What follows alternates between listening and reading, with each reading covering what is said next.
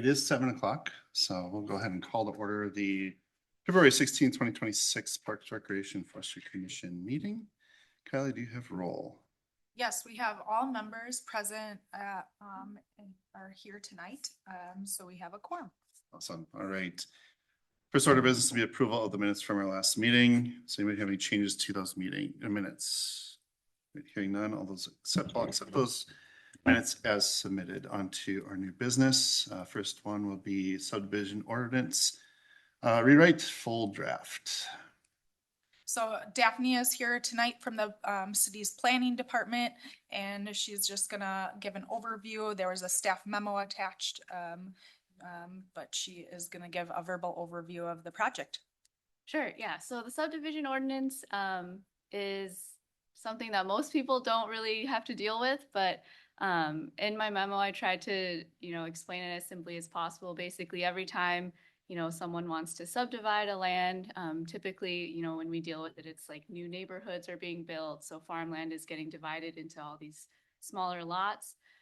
There are certain things that have to be done in order to, meet the needs of the city. So, they have to dedicate streets and put in utilities and all of that stuff. And then one other thing specifically is dedication of parkland. And so that specifically pertains to PRFC. And so I tried to highlight the specific sections that you would have to look at specifically. So as I mentioned in the memo, we're not going to be talking about park fees. There's going to be a needs assessment that's being updated by Baker Tilly. And so that will, we'll bring that discussion later. So this part is just, the process of how to, what kind of parkland do you guys want to have? The process of doing that. And then also we're incorporating another thing about street trees and just, giving standards of what kind of street trees we want to see when new neighborhoods are put in or when, a street tree has to be taken out and put back in. And so that was all included in your memo. And I had some certain questions, so feel free to, just give me any kind of feedback that you guys have, and we'll try and incorporate those into, our next round of drafts and all of that. Okay, thank you. Yeah. Does anybody have any questions for Daphne out of the gate? I do have a couple, really focusing on 190902. I think this is page 40, 43, 44 of the packet. Mm-hmm.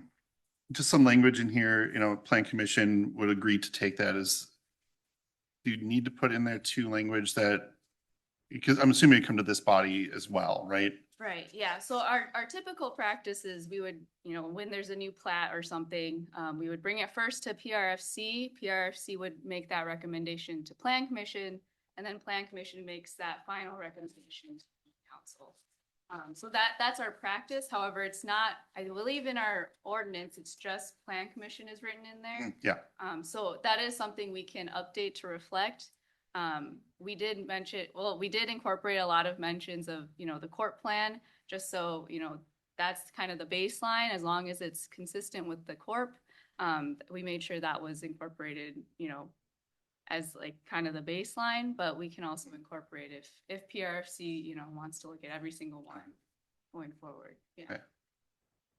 A couple other ones. This is at the bottom of the next page, bottom page 44 of the packet, or page 40 of the draft plan.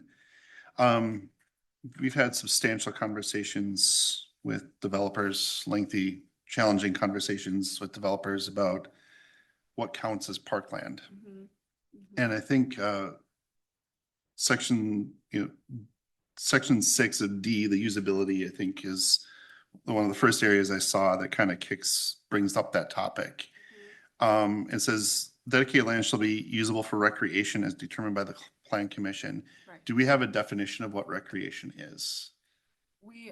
So throughout this section in the subdivision ordinance, we specifically talk about how it has to identify or be identified in the court plan. Mm-hmm. So what we're planning on doing, Blake is here tonight as well, so I'm happy he can hear this discussion, but we plan to have a definition of active parkland and have a policy of sorts written in the court plan of to identify what that looks like. Mm-hmm. And that's why it's very highlighting the corp, and it has to be Mhm. consistent with that. But if you want us to review and take, or if your feedback is to review and ensure that the definition of active parkland or usable parkland is defined as such. I think as long as there's consistency between the subdivision ordinance and the corp, Mhm. you probably have covered your bases. That's how I would look at it. Mhm. So if you, whether that's using the term recreation or using the term active parkland, I think you can use those interchangeably as long as they're consistent, so that there's no gray area when a developer is trying to find all the loopholes, like try to preemptively close those loopholes if possible. And I think that gets me into the next portion, which is on the next page, the consistency, letter E. And that kicks in with the consistent with the corp plan. So I think that, as we kind of talked with Blake during the corp, we need to make sure we have a very clear definition of what dedicated land needs to be. Again, I think there's some ambiguity, or there has been ambiguity, and I think that's led to some, like I said at the onset, some challenging conversations with developers. Try to, our definition didn't necessarily match what they interpreted the definition as, so that just need to get that cleaned up. Otherwise, I don't really have any other clarifying questions. Sure, yeah.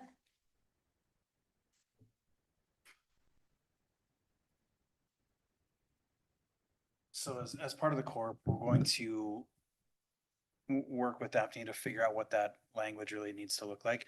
But I use terms like usable land or acceptable lands, and we'll define it as having slopes within a certain range, soil types of a certain variety. We'll have access at least on, one side given X feet, so that you can actually get into that space with maintenance vehicles or motor vehicles. So we have a whole list of things that I'm going to propose to you guys, and we'll work with Daphne to make sure that that's all consistent.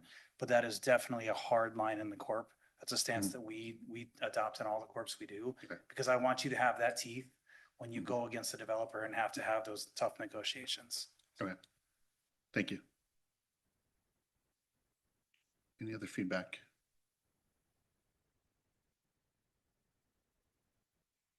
Just two more exciting things on the subdivision code.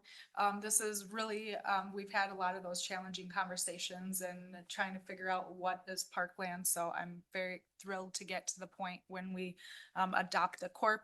But we also are, for the forestry piece, looking to have determining how many feet and then how many trees need to go in a maximum amount of feet, so that we know when we're reviewing landscaping plans for subdivisions, there has to be X amount of trees in that subdivision. So that was something Kevin had brought forward, as it was challenging to say like what our standards are. So it produces the greatest amount of trees for that subdivision.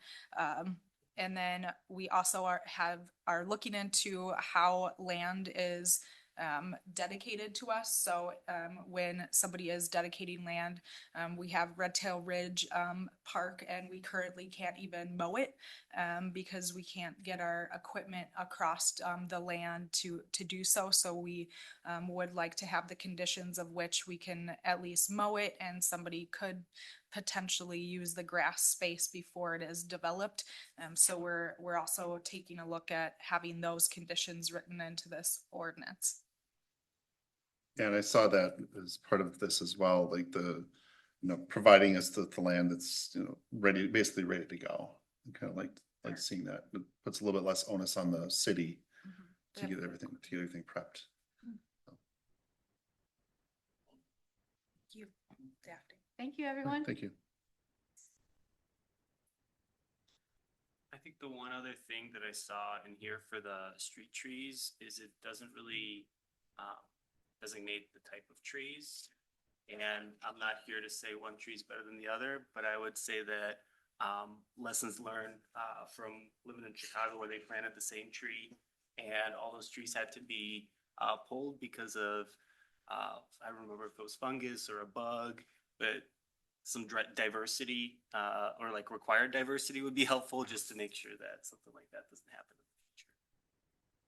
So just to comment on that, we don't have, or we have very minimum requirements, and it's more about the number of trees that have to be planted, and it doesn't comment on the species. But what will come to you all, and for review is our forestry management plan and a forestry strategic plan, which does incorporate what tree species standards and our full inventory of where we're actually at for our tree species and diversity throughout our entire urban forestry system. So we're excited to share those inventory results so you guys can see where we're at for a baseline.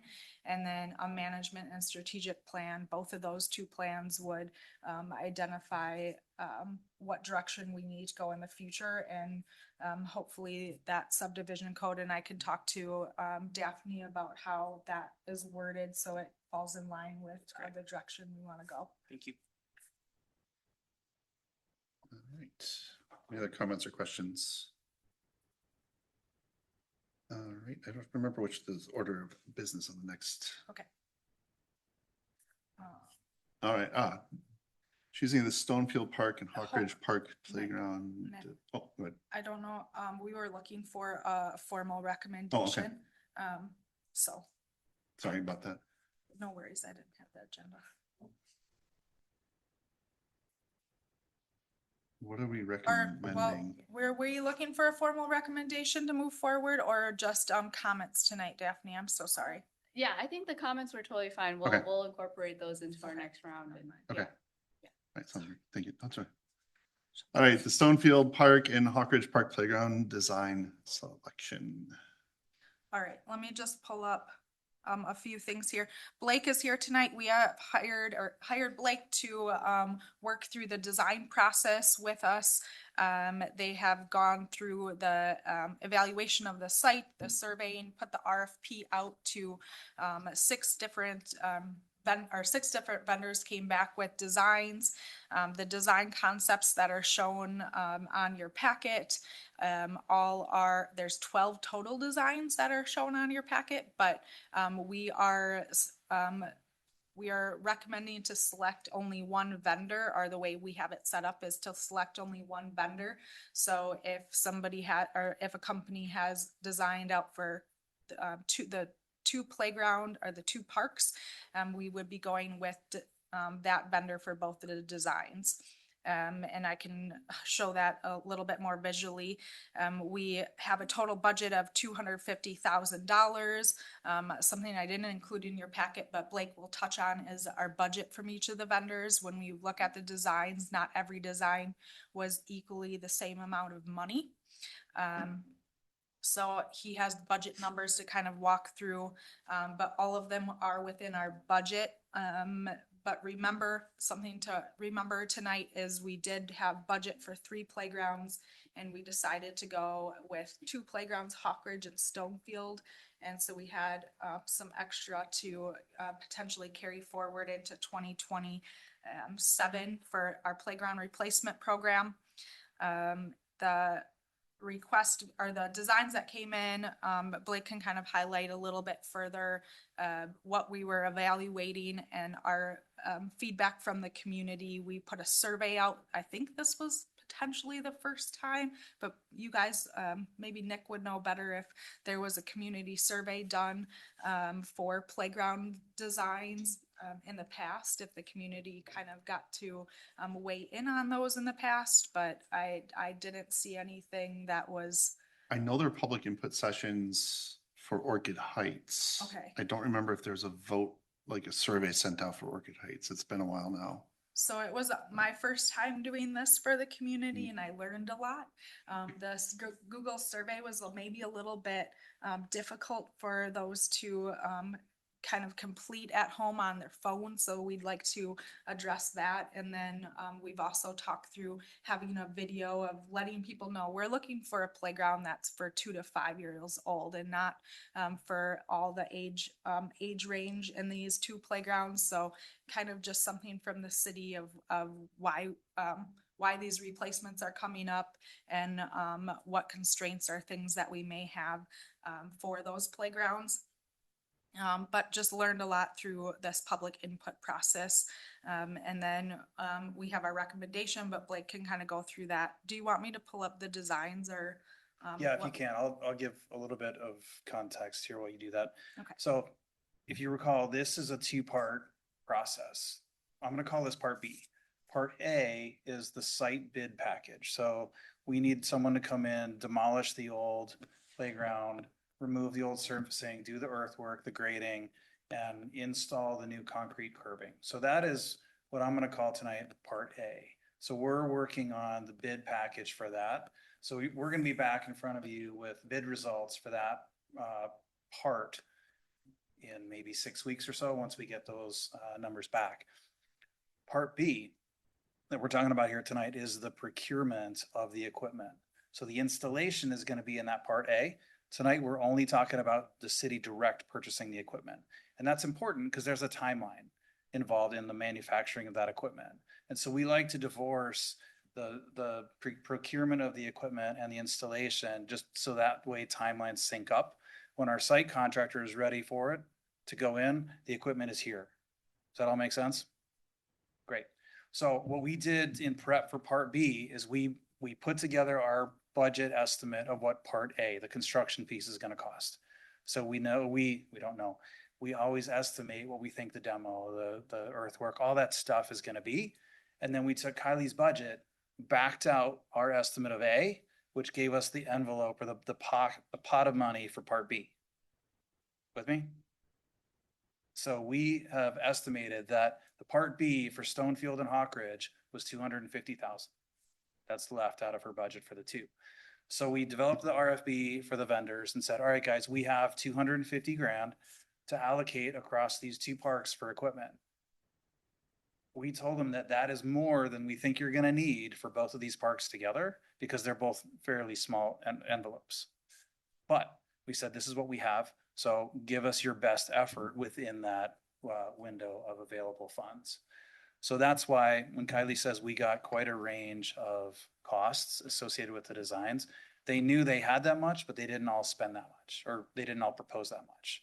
So there was quite a wide range, as you probably noticed when you saw the different designs come in. Some were more dense than others. They obviously maxed out the available budget. So yeah, if you can Okay. flip to, So those were our current conditions. yeah, perfect.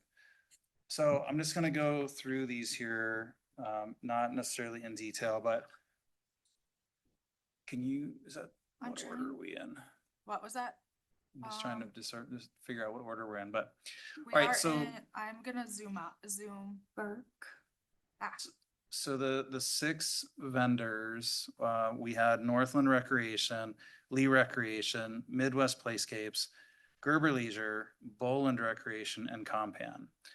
So staff and my team did our internal ranking of the design, and then we had the public survey results that came in. So we asked the public to vote on, basically rank everything. So we understand what their favorite was and what their second, third, fourth, fifth. And then what we did is we extrapolated out how that overlays with staff ranking and our rankings to figure out what the best outcome would be that satisfies all data sets. Make sense so far? Okay. Not surprising to any of us, but Lee Recreation, so the image on the screen right now was the top vote for the public. As you can probably guess, it had a lot of stuff in it. It was the most dense of all the submittals. It did not rank top with staff or us. We all felt collectively that it was too dense. It was just too much for those two sites. And it could be parsed down, but overall, we felt that it really didn't meet the intent of trying to find something unique that we don't already have in the city system. And so of the six, staff and our team ranked the Compan design as our top preference. Can you flip to that? yeah, I was just, I don't know. Okay. Okay. And we can go back to any of these if you guys have questions, but the compound design, they took a very unique approach, very whimsical, and sprinkled in some education elements and imaginative play, which we thought was really appropriate given the intent of ages 2 to 5 in both of these sites. And we thought they really hit it the best. We did go back to them and especially with this one here on the screen. Oh, can you go back? I'm so sorry. That's I'm all just pulling up something else. We asked them if possible, could they look at switching out the fire engine for a recycling truck to try and bring the design theory in line with some of the city's missions. They came back and we think they nailed it. So that is the recommendation coming from staff is to move forward with the revised compound recycling design. So for what it's worth, the range in budgets was anywhere from 92,000 on the low end up into 249,999.95. So compound was right in the middle in the sweet spot at 200,907.10. So that gives us a little bit of flexibility if we wanted to make tweaks or changes. We have room in there to do it, or we take that remainder and we roll it into next year's playground replacement budget. We do think that the LEREC or the Burke design, the one that had the density, would be an excellent option for the Middleton Hills South playground. That's a much better fit for that. And if you remember, that was the third site that was in contention this year, and we've deferred it just to give ourselves the leeway this year. So Kylie and I are debating, and we'd like some input here. Do we get a head start on next year and maybe move forward with this design for Middleton Hills South, or a version of this that fits that site as an option?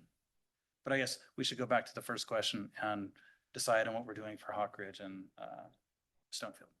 And I just want to share something really quick. We've been talking at you this whole time. I know playgrounds are so exciting for design choices. I just want to add in a little input that our staff, or what I look at for the density piece, is what can we manage in our system overall, and we're adding several new playgrounds to for new parks, and so we need to be able to manage what we have, and so that was also or what we were looking at and for budget, and we had not only staff review, but staff and their children review.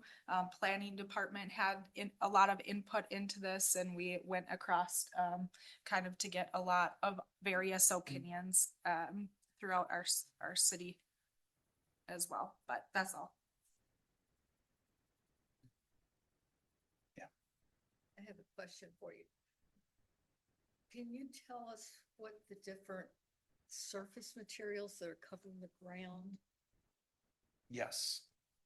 I Yeah. personally don't want to see any astroturf in there or Yep, plastics. good question. So the surfacing that we're looking at for both would be the engineered wood fiber, or wood chips, as commonly recalled, with poured in place rubber runways for accessibility to the main access platforms, to some of the swings, to make sure that we have ADA access on all of our new playgrounds.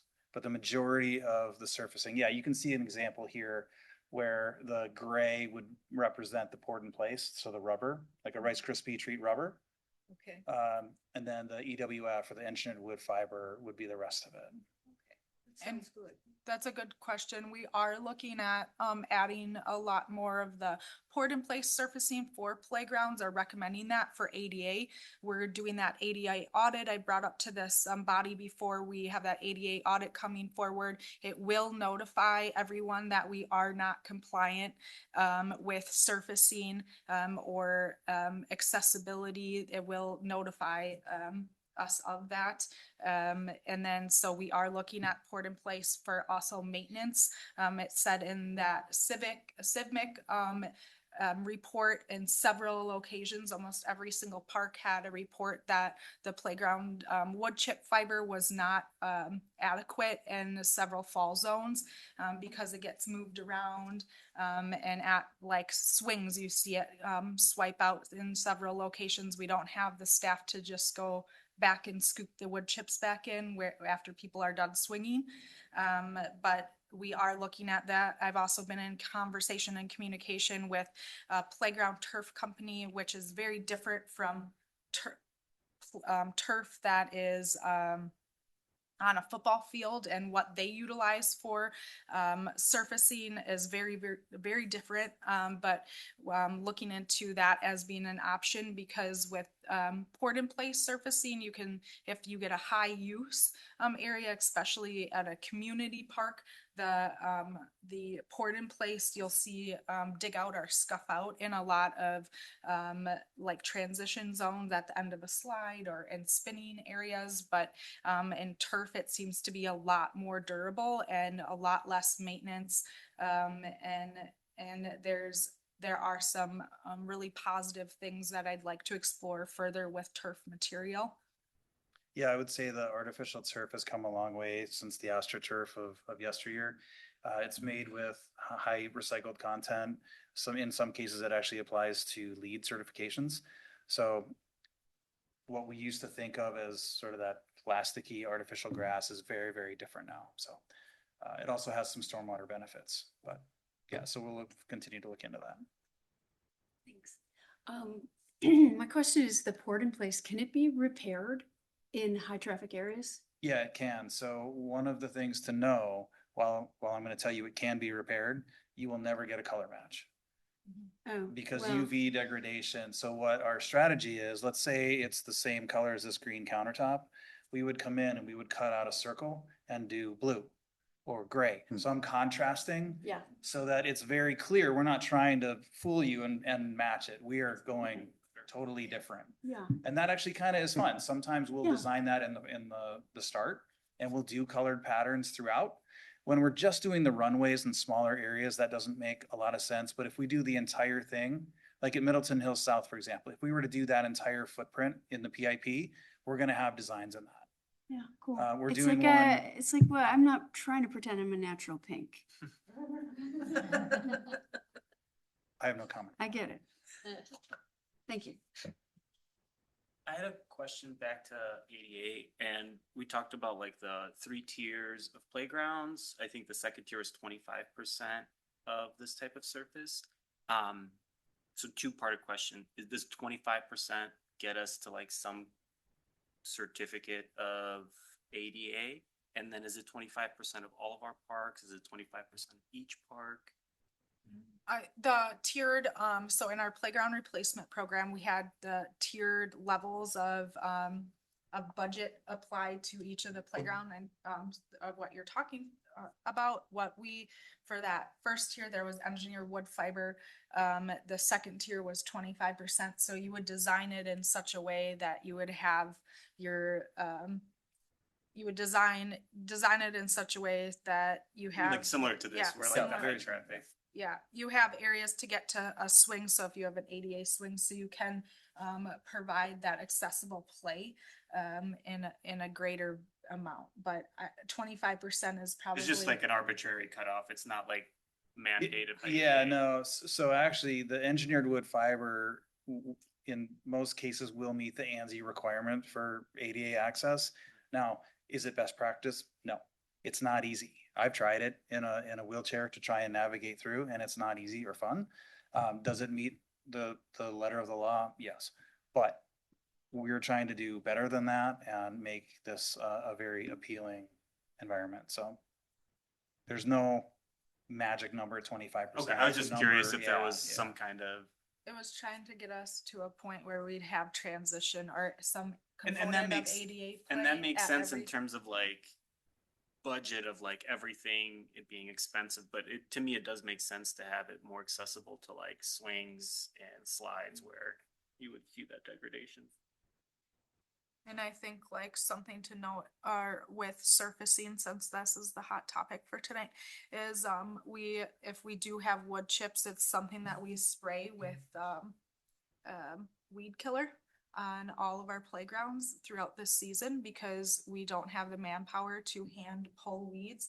And if you go to Sun Prairie playgrounds in some of the areas, their maintenance team has communicated it's very challenging for them to hand pull playgrounds, and that it looks very different from the playgrounds that we currently have in our system if we don't spray for weeds. And that is something to consider environmentally, the environmental impact on having a recycled surface, or having a wood chip that isn't meeting ADA accessible play, and then we are spraying glyphosate on that.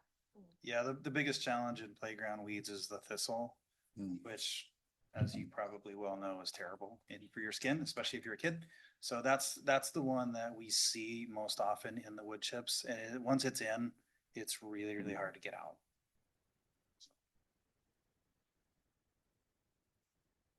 Other questions or feedback? The baby swings stuff. Is that part of it? That's something I noted too, and are the baby swings and the design plan for Compin. We talked about the swings here a little bit, and that's something we'd like to address is the tot swings. Right now, they are showing a, what do you call this kind of swing, Blake? Cradle swing, bucket swing, turtle swing. There's lots of different names, but let's go with turtle. Okay. So this one, we could look at, if that's feedback tonight on, if you have a preferred design and you say, hey, I don't really like these colors, or I'd like to see an ADA swing or an expression swing or a tot swing, or that would be good feedback for us tonight when we're selecting designs. So remember, it's like separated from. And that we would look at having, there at Stonefield, there's a separate swing, feature. So let me pull up, Yeah, the plan is to consolidate into one footprint. yep. So I think what, to your point, we would look for a comment to add back in some toddler bucket swings, because that is missing from their design. I agree with you. Especially if the target age of this is 2 to 5. Got it, yeah. Yeah. But those are things that and any one of the designs, if there isn't, enough benches, if there's shade, or we can kind of play around with some of the budget a little bit if that's, desired from the committee. Yeah, I think we probably shouldn't get rid of the baby swings. But then are we cutting trees down for this one? Nope, we were able to maintain all the trees at this site. None of the designs, all the designs shown tonight would not, Blake surveyed the whole park and gave them the constraints, and our staff, recommendation from the, get-go was not to affect, any of the trees in the nearby area. And, Stonefield has a really great tree canopy for that playground, which is awesome. And we don't want to affect that negatively. Yeah, that was actually another consideration why I didn't like one of the other design we talked about tonight, is it was very tall. That would have required some pruning of those existing trees, so.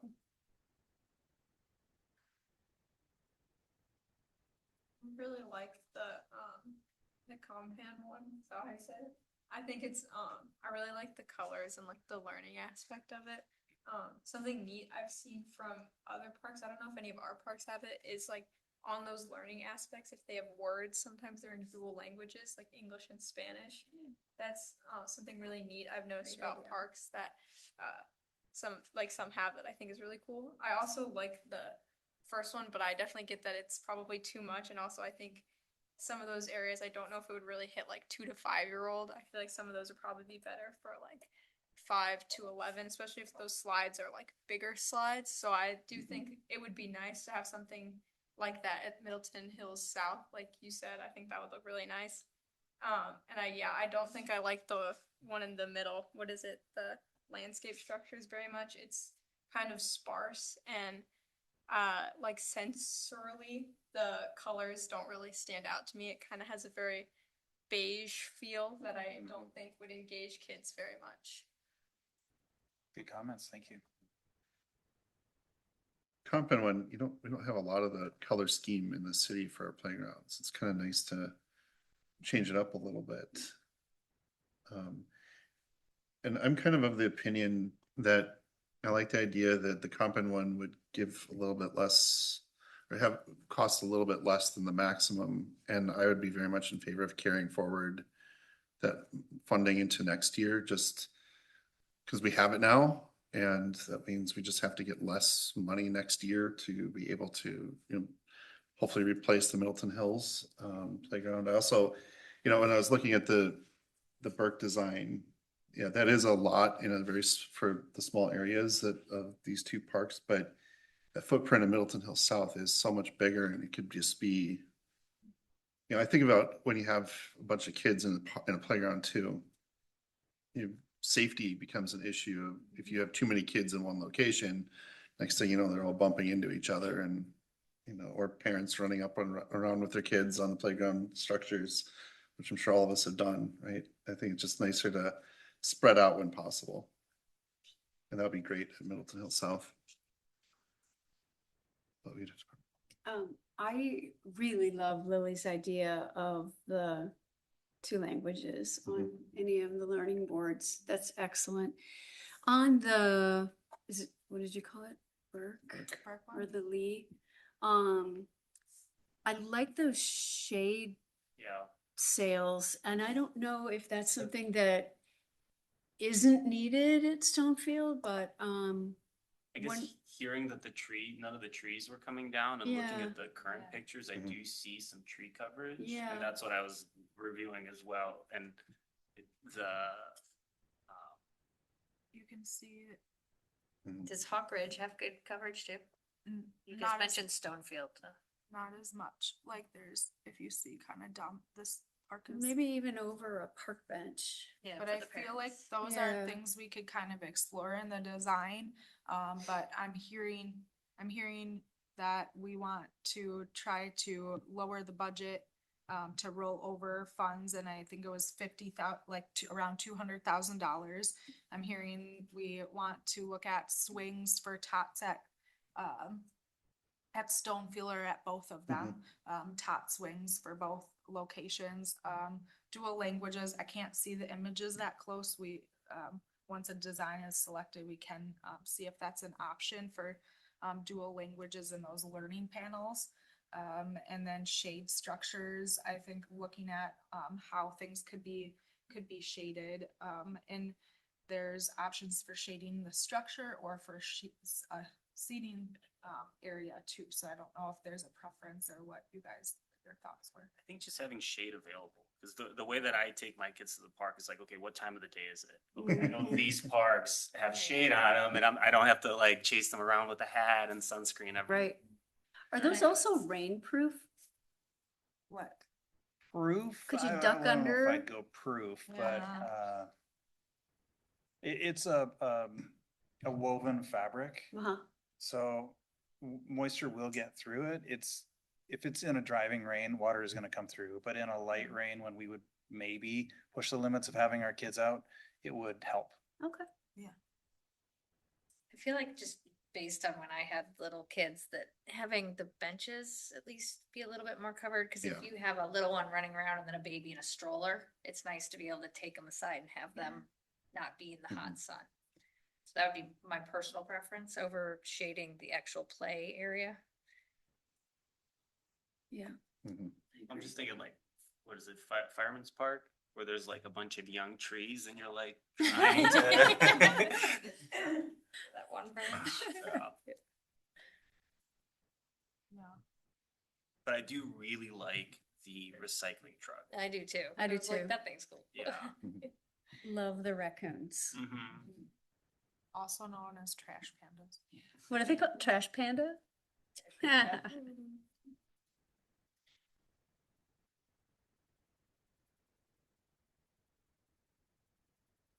other So- comments? Otherwise, Yeah. we're ready for a motion, I think. We have to, you're looking for a motion for approval of acceptance of the comp and Or proposal, correct? With stated modifications, yeah. Yep, state of modifications. I'll make that motion. I recommend that we select the Compan playground equipment vendor for both Stonefield Park and Hawk Ridge Park with the stated additions, and move forward with the procurement of also the lead. Am I making that in the current I motion? would separate them. Okay, I'll separate it. All right, so we're moving forward with the compound plan with the addition of the swings and possibly shade sails for Stonefield and Hawk Ridge Park. Do I have a second? Second. All right, motion is second. Any discussion on the motion? Hearing none, all those in favor say aye. Opposed? All right, motion carries. All right, I think we're good there. I think follow-up question though with the, I think it was the Lee one. That's a different park that we would want to do that. We'd have to go with RFP for that park too then, right? Or no? We have to make sure that we purchase the play equipment through a Sourcewell. But we can explore the RFP process with the city attorney and ensure that we're following that. But I take it as we can go through Sourcewell and get a Yeah. design. Okay. As that's Yeah, an so I open think your process. direction to Kylie might be something along the lines of pursuing a design similar to the proposal from Burke for our Middleton Hills South project for 27. Okay. Something to that effect. Need a motion on that one? I will move that we do that. Is that okay, or do you want me to say No, it again? I'll put it in, and if you guys wanna review the minutes and then make any modifications. Okay. I can look back at the I can help video you tonight. wordsmith that too. if you Yeah. want. Do a motion in a second? I'll second it. Oh, you got a couple seconds there, so good. All right, any discussion on this motion? I have a question. Yes. For the lead one, is that ages 2 to 5 as well? Lee Recreation would be for ages 2 to 12, and it would be a wide range. So the design would come back for review, and we'd still have community input at a certain level for that one. So we're not signing up to like say 100% yes for that design. We are moving forward though with the other two parks this year. And I know that one, I think, has 2 separate areas. It was Mhm. Like younger and older. right Yeah, now. so I think what we'll do is we'll work with that vendor to come up with a design appropriate for the Middleton Hills South footprint, which is bigger than what we had at Stonefield. So I think we'll find that perfect balance. Yeah. Any other questions on the motion? Right, hearing none, all those in favor say aye. Aye. Opposed? All right, motion carries. All right, Blake, you're still on the stage here with us. Corp project update. Kylie, you want to go first?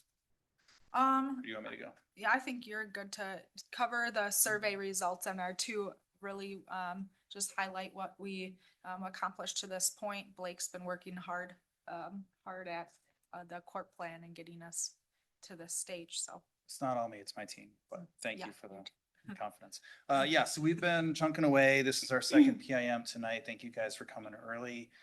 This was much better attended than our meeting in early January. We'll blame it on the weather, right? But what I wanted to highlight here quick is the online survey that hopefully you've all taken.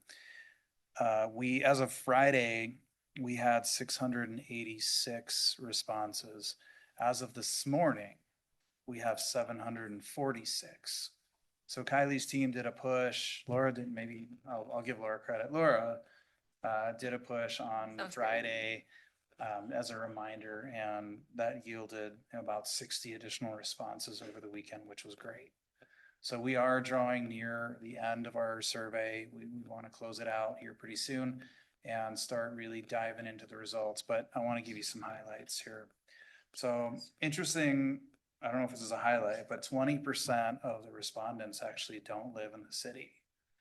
And I have some theories on that, which tie into some analysis later, but my suspicion is some of your sports organizations that use your facilities mobilize their masses.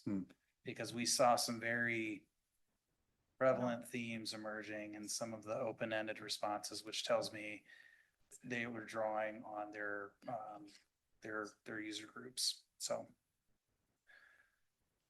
not a big surprise in question 2. We always want to know what the age groups are that are responding, and it's usually in the parent category. And you guys were strongly in the parent category of 45 to 59. So that's, you know, a big user group with kids using your park. So that doesn't surprise me at all. Some of these charts, you can keep going here, Kylie. Some of these charts are really, really hard to read, but I'm going to give you the highlights of question 3, which was the overall condition of your existing facilities. Most people have rated the system either good or excellent across the board.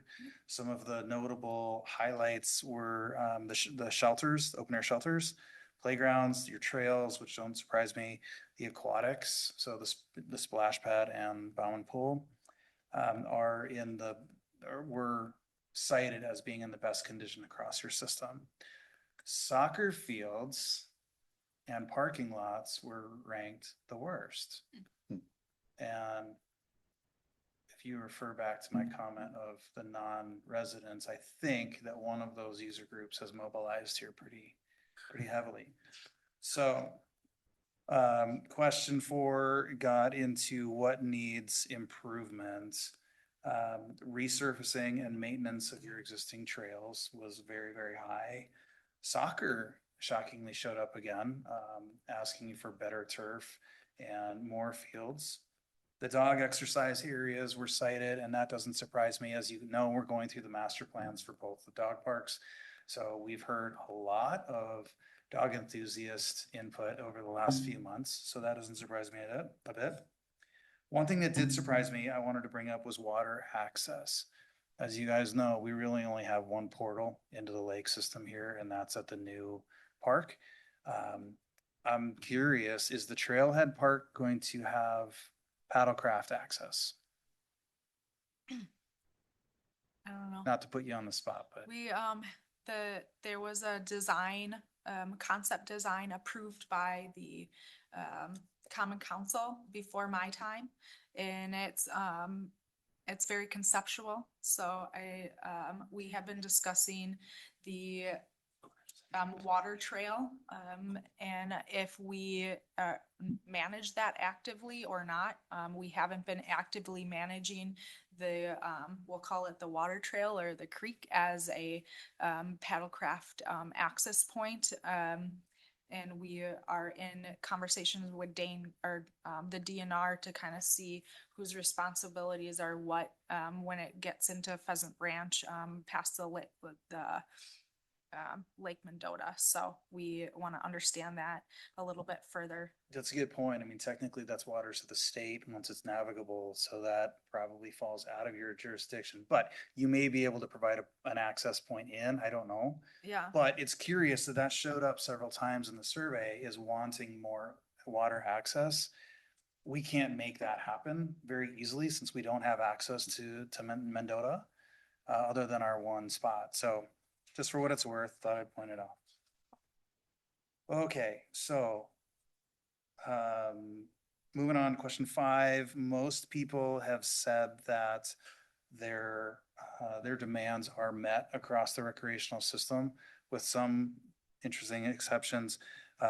Trails are adequate, the aquatics, the playgrounds, again, a lot of the things that they said were in good condition, they feel meet their needs.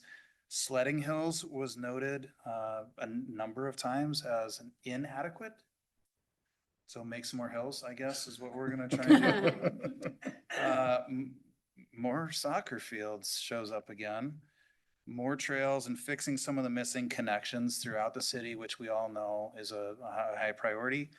And then, not a shocker, but people want more pickleball courts. So overall, I wasn't really surprised by any of that. I think the system is in pretty good shape. So let's see, soccer fields again showed up.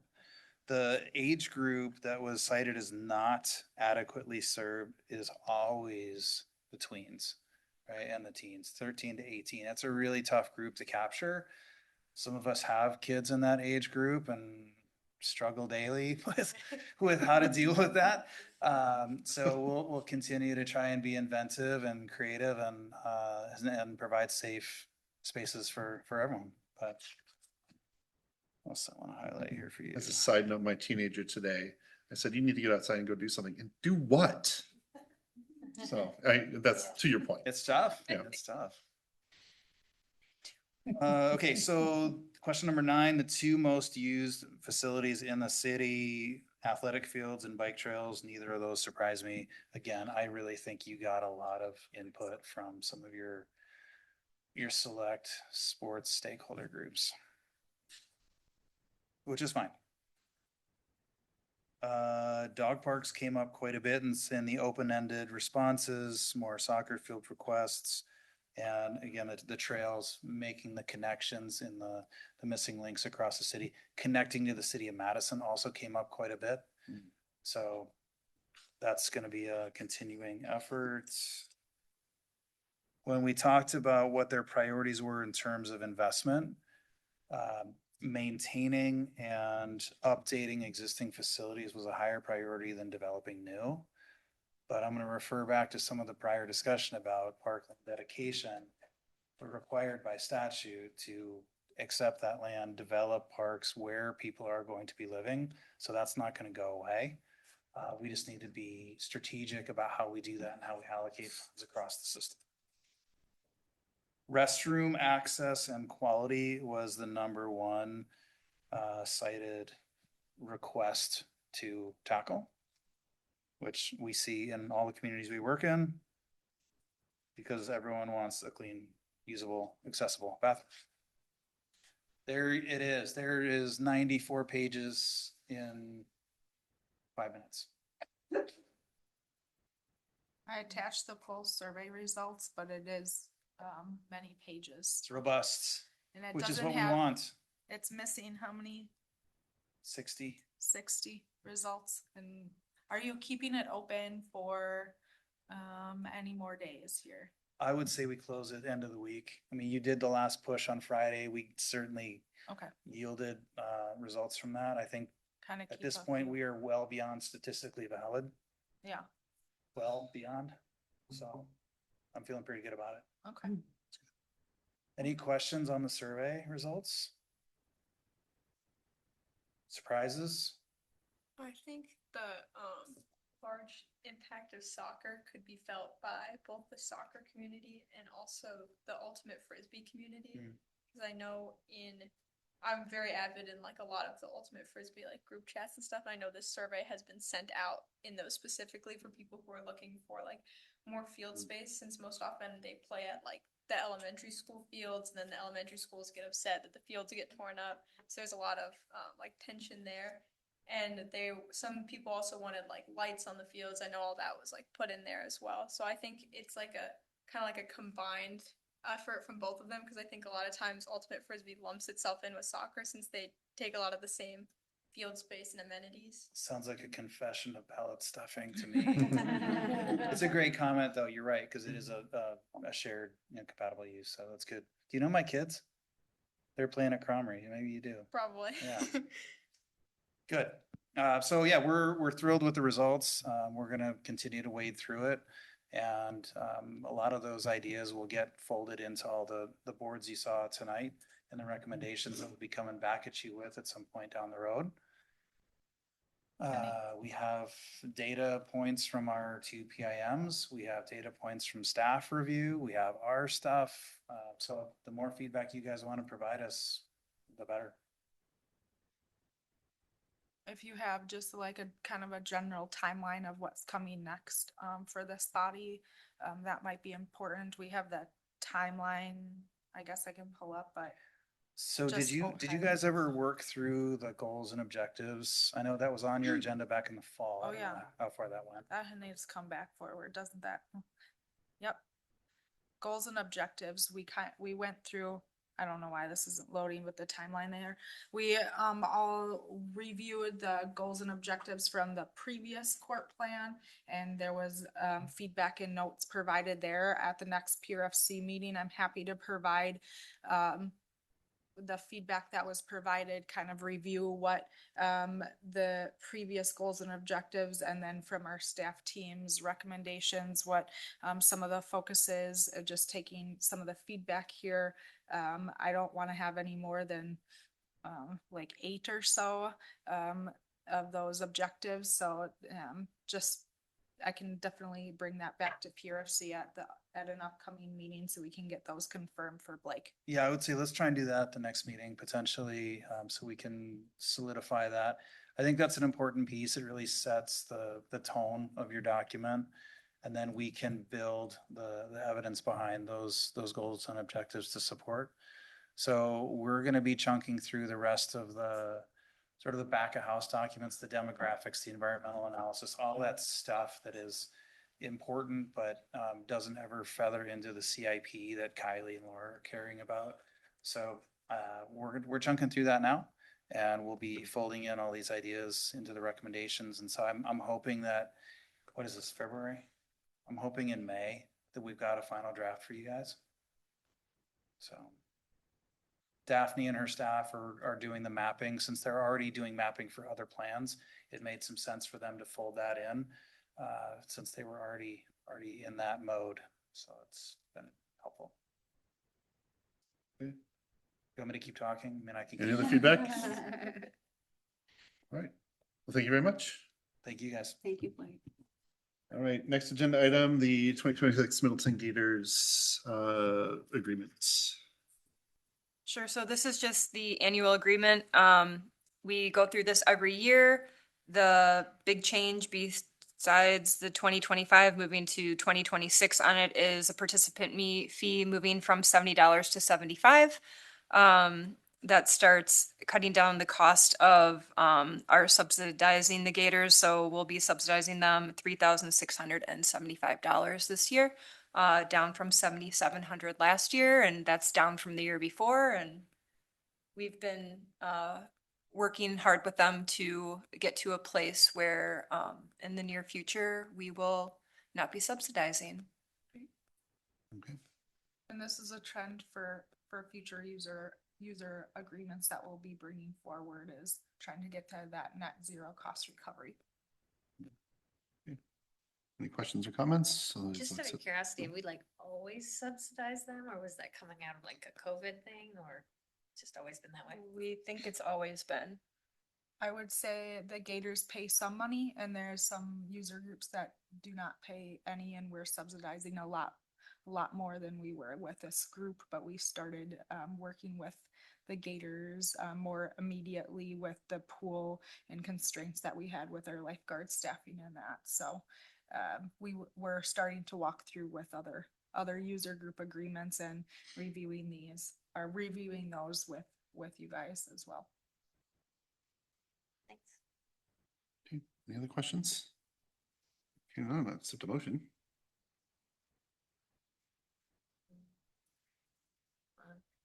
This is Katie. I will recommend approval of the 2026 Middleton Gators Swim and Dive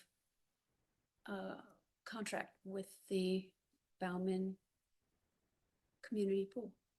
Okay, do I have a motion? Do I have a second? I'll second. Okay, we've got a motion and a second. Any discussion on the motion? Right, hearing none, all those in favor say aye. Aye. Opposed? Right, motion carries. On to liaison reports. Last week's plan commission meeting, the probably most important topic of the day was there's a discussion about data centers and if they could be built here in Middleton or not. Very clear, there are no proposals right now for a data center in Middleton. But I think that hearing some of with the conversations we've been hearing around Dane County and across other parts of the state, the city would like to work on getting kind of a handle on what would happen if a proposal would come forth to the city. Would there be anything that the city could do to prevent a data center from being built? And the long story of that is depends. Right now, there are only a couple areas of the city which would potentially they'd be able, first of all, we don't have a lot of places with enough size, but you could have smaller data centers potentially. So we decided to kind of follow Madison's lead a little bit here. And they're putting a 1-year moratorium on any data center over 10,000 square feet. And we're going to follow that lead to kind of give us a year, give us some time to really dig into our own city policies, our land use, our zoning, to figure out where data centers fit in and how the city can kind of grasp some control if one were to be proposed.